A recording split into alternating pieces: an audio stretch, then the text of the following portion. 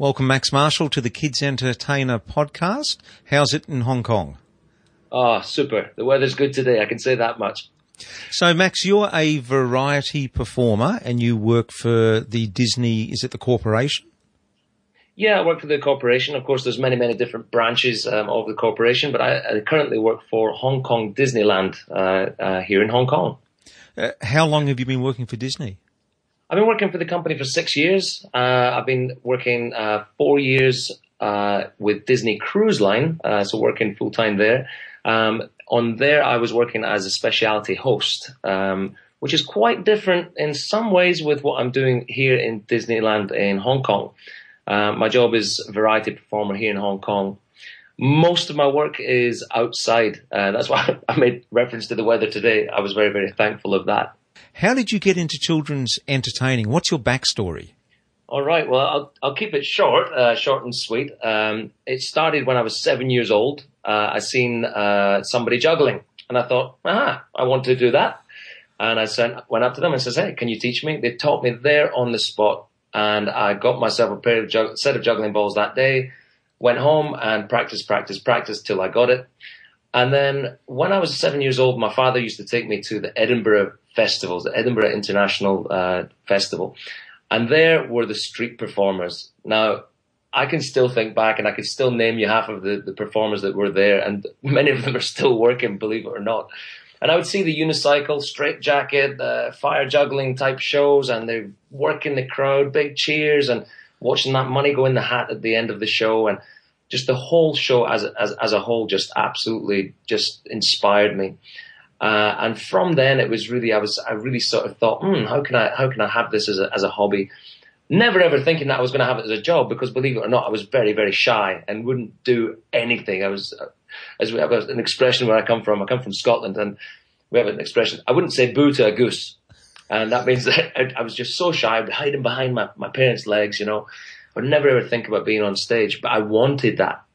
So I would juggled, and I would start performing for the family, usual story amongst many children's performers, any performer.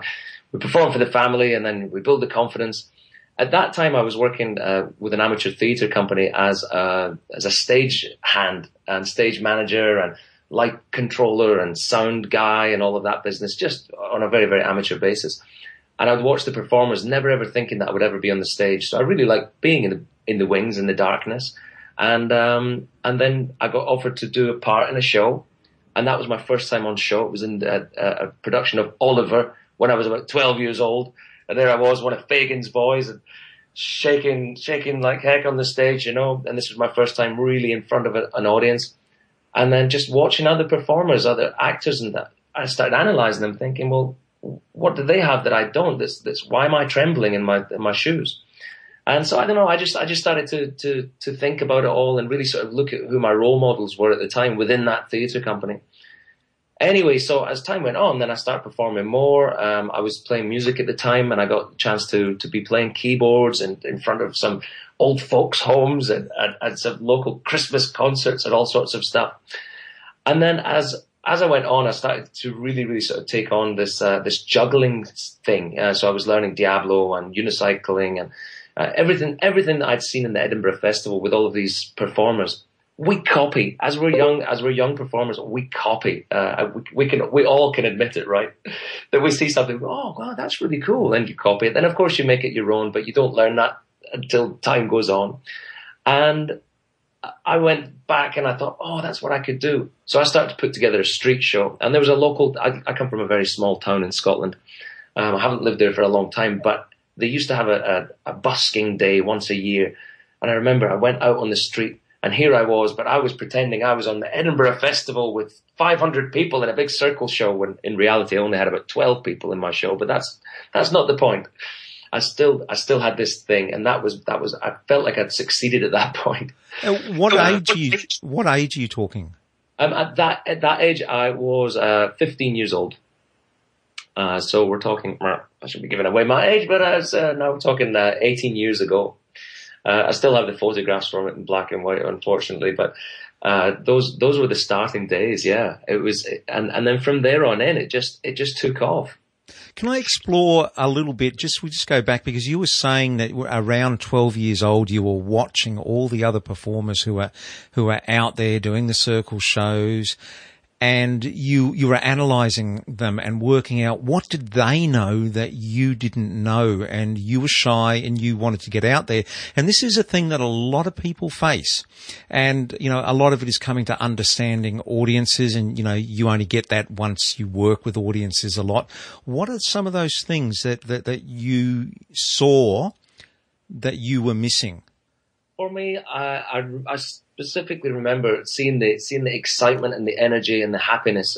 What I wasn't really sort of concentrating on was, how would people perceive me in that situation? I automatically wanted that want to give to people.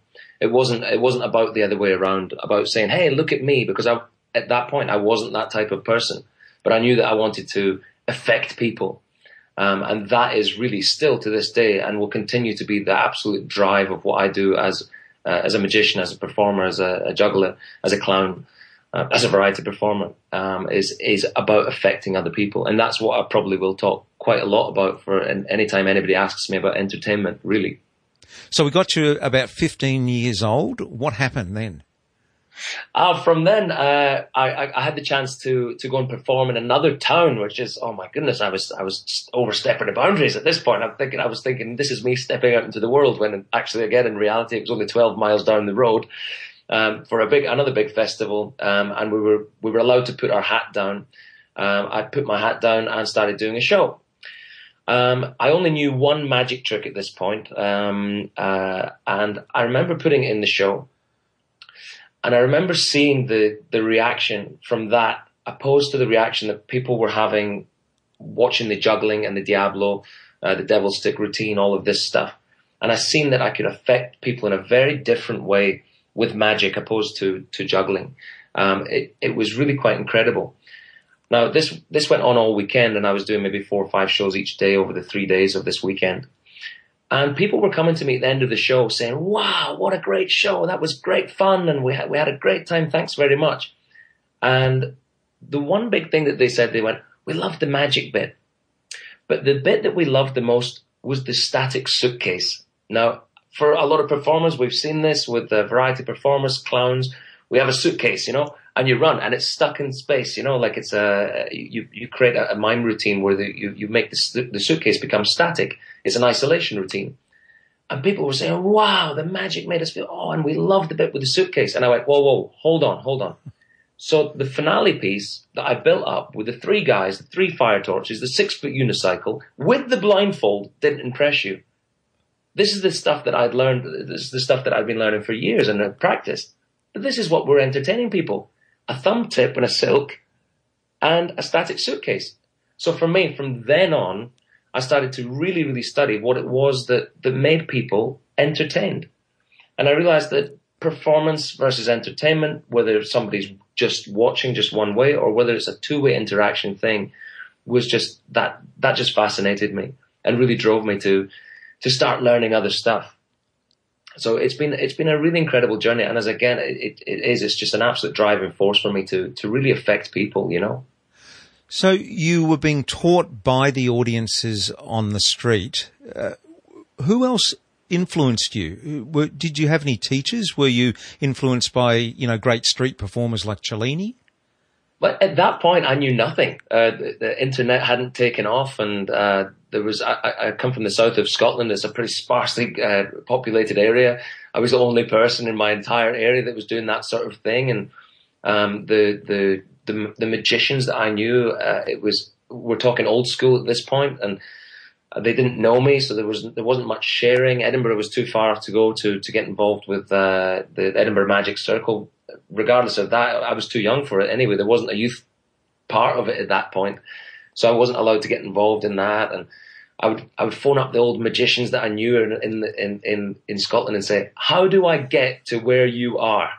Tell me, I want to know." And all of them, each and every single one of them said, "Young man, you just have to learn life. Get out there and just keep doing stuff." But I was expecting them to take me under the wing and teach me stuff, do maybe a workshop with, but it didn't happen.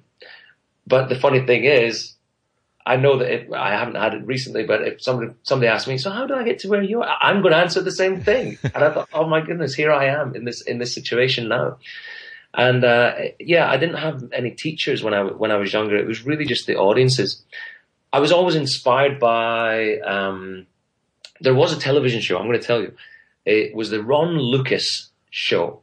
And Ron Lucas, a great ventriloquist, he had a show on television when I was a kid on a Friday night, and I was allowed to stay up late to watch it and all that business. And he would have variety acts on. So he would have, puppeteers, magicians, illusionists, other specialty acts, circus acts, storytellers, all sorts of things. And I just loved his puppets, and I loved his show, and I loved everything that show represented for me, because it was the only thing, apart from Edinburgh Festival, that was only once a year, that I would watch and be very inspired by. I was very, very fortunate enough to actually work with Ron when I was on Disney Cruise Line. He came on, and I was just, it was this time to meet my hero, and I was very, very happy to tell him that one of the reasons I was standing on stage saying, "Ladies and gentlemen, boys and girls, please welcome to the stage the one and only Ron Lucas." It was because of him.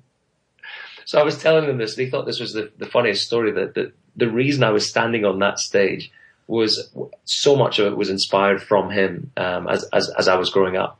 So you've got an audience out there, and they're watching you on the 6-foot unicycle, and you've got the flaming torches going, and you've got the static suitcase routine going. But who were people seeing? I mean, who was your stage character, and how did you develop that? This was something that came at a much later time, because it wasn't something that I was aware of, that it was something that you kind of had to have. At that point, it was really more about the material opposed to me. This is still something that I'm still, even all these years on, still learning. That I've any classes and stuff that I've attended recently with some of the great clowns that teach more about the persona opposed to the actual material. And it's something that I've been aware of for a very, very long time, and my character has developed over the years. It's also changed a lot with working in 21 different countries around the world. You have to change your humor. You have to change your pace of show. If you're working in the theater opposed to the street, your speed is different. It can affect the character, unless you're doing one thing. I think it's very difficult to say this is my character, because I say this is my character for street, this is my character for kids show, this is my character for the theater show, because everything is just, there's so many elements that can affect that. Yeah, but I didn't have a persona when I was in, like, sort of between 15 and 20. I did have one street performer come to me and say, great act and everything, but you need to develop the show. I see you have, at the point I had some sort of clown makeup, sort of just a very sort of small artwork on my eye. And he says, "What is this? What does it represent? What is this thing?" And he was a great performer. I'm sure he's still Maynard Flip Flap. I'll never forget him, actually. A great act, an inspiring act, a clown act. And he told me, he says, you need to go down the line of really developing your persona and make it more about you as an entertainer, opposed to, here, look what this prop can do. And I think that that whole concept as well is still something that I think a lot of people still need to learn. It's not in no way to criticize anyone, but I know it myself, because I've been there. Working as a kids entertainer before working for the Walt Disney Company, I remember way back in the day. Yeah, you buy a prop from the shop, and then you'd say, okay, here it is, and regardless of what you've built of the show, if you haven't developed a persona, it is all about the prop. It is about the bunny box or the gobstoppers or whatever prop you have. It becomes about the prop. Look at what just happened. Opposed to the actual magic that you create.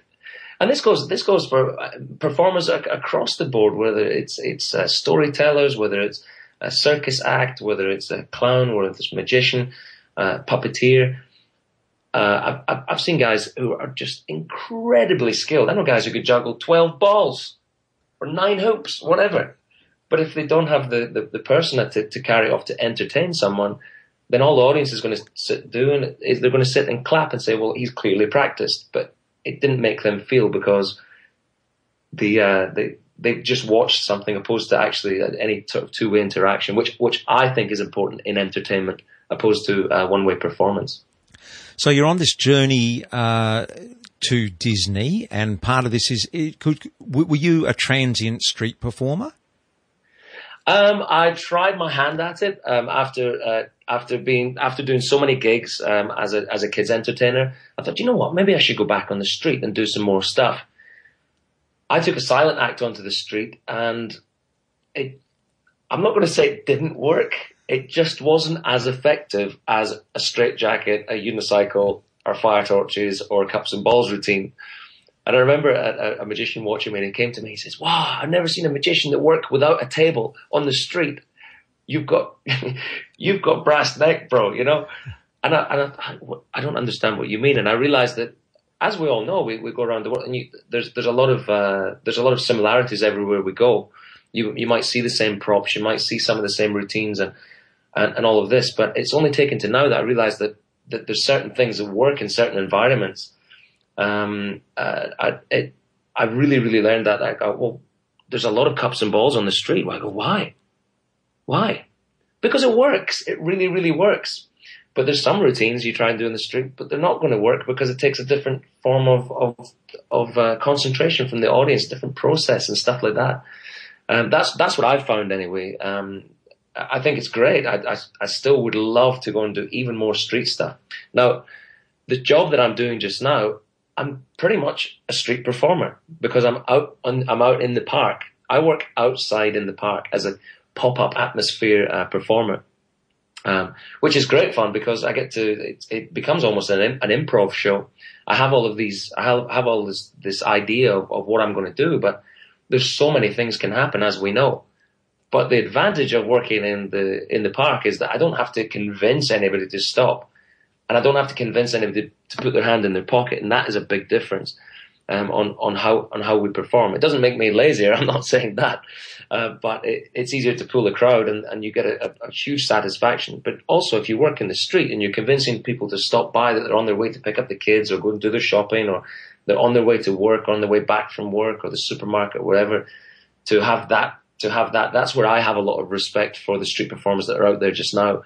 There is so much to that, yeah, for sure.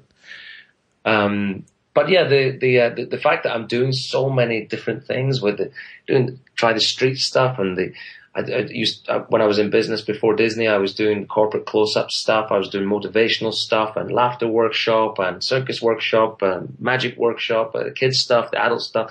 I was doing everything. I was spreading myself very, very thin. But this came from my father saying to me, "You know what, son? You can't specialize just now. You need to make money."